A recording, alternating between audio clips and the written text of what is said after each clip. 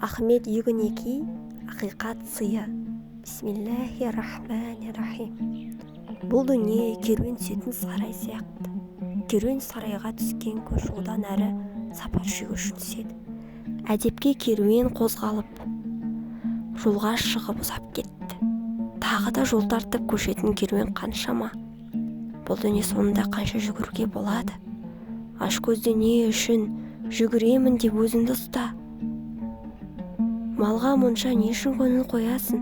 Мал таңертең келсе кешке қайтадан кетеді. Малға сұқтануды көңілінен шығар. Киімнің барлығын, қарынның тоқтығын қанағат ет. Байлық пен кедейлік Алланың ісі. Азық жоқтығын кедейлік деп айтпа.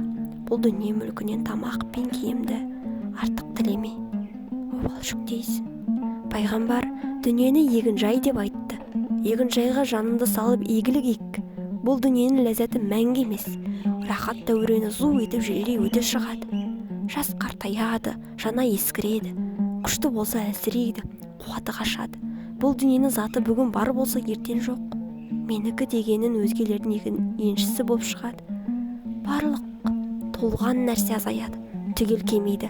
Барлық салтанаттың соны қарап болады.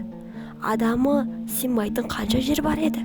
Адамдары өлді, жері қаңырап бос қалды. Неше дана, неше философ бар еді. Қайда бүгін солардың мұннан бірі?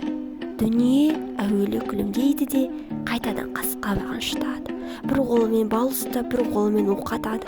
Бал жалатып алдымен ауыздың дәмін келтіріп, кейінгі тостақ ұсынып оқ атады.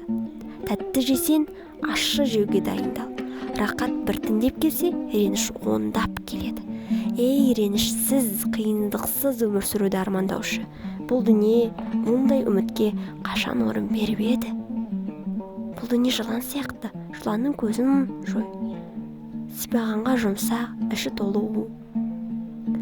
Жылан жұмсақ болғанымен пиғылы жауыз, қашық тұр жұмсақ деп ойланбағыл. Бұл дүниені көруге сырты көрікті, алайда ішінде сүйкімсізі мынсан. Қарап, сыртының әдемілігін көріп, бұған көңіл қойғанын біліп қой, қатенің басы.